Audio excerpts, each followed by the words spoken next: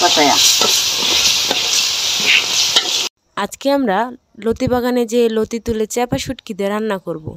লতি বাগানটা আমাদের বাড়ির পাশেই। লতি বাগানে অনেক লতি হয়েছে, লতিগুলো সুন্দরী, অনেক মোটা মোটা হয়েছে।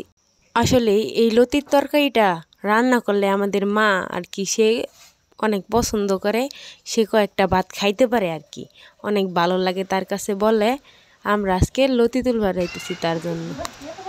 আসলে আজকে বাহিরে অনেক রোদ, আমাদের লতি তোলা শেষ হয়েছে, আমরা এখন রান্না করে যাইব। লতি তোলা শেষ, লতি তুলা আইসা দেখি বাসায় কাঁঠালের বিচি আছে, পরে কাঁঠালের বিচিও কাইটা নিমো আমরা রান্না করার জন্য। লতির তরকারিতে কাঁঠাল বিচি দিলে অনেক ভাল লাগে, আমরা খাইছিলাম আরেকবার। এখন কাঁঠাল বিচি চুলানো শেষ হয়েছে, এগুলো আমরা কাইটা নিমো, দুই খণ্ড করে কাইটা নিমো এগুলা। আমরা লতিটা ডাইলা নিলাম, ডাইলা তারপরে আমরা লবণ দিয়ে নিলাম, দিয়া মাইচা কইসা এটারে ধুয়ে নিতেছি। এইভাবে লতি রান্না করলে এইভাবে রান্না করতে হবে। হলুদ দিয়া লবণ দিয়া মাইচা করলে ওটার কুটকুটা নিয়ে যে গলা করে না, এগুলি করে না।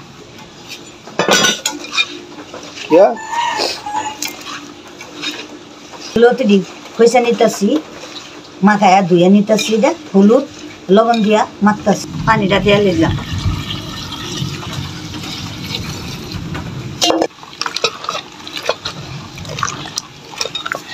তুলে নিতেছি, তুলে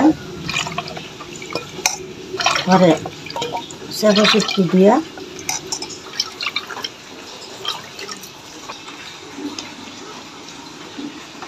আমার চাপা শুটকি দিয়া ধুয়া তারপরে কষায়া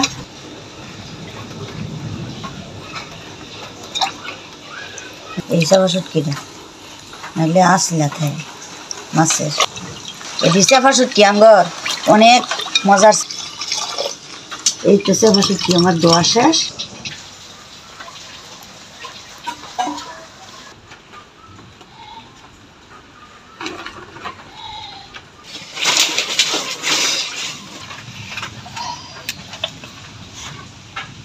পেঁয়াজ রসুনটা দিয়ে দিলাম,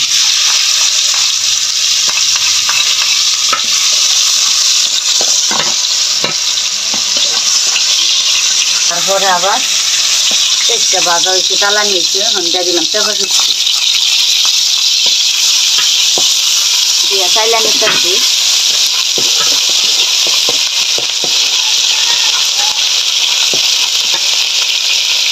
একটু সামান্য পানি দিয়ে নিলাম, দিয়া লাগা সাজা পাতি দিয়ে দিলাম 2 চামচ।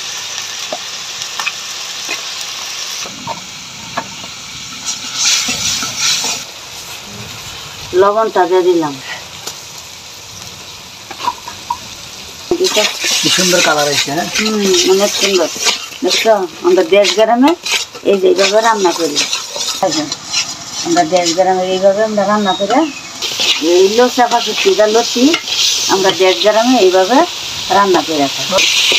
কষাইরা তারপরে পানিটা দিয়ে দিতেছি, দিয়া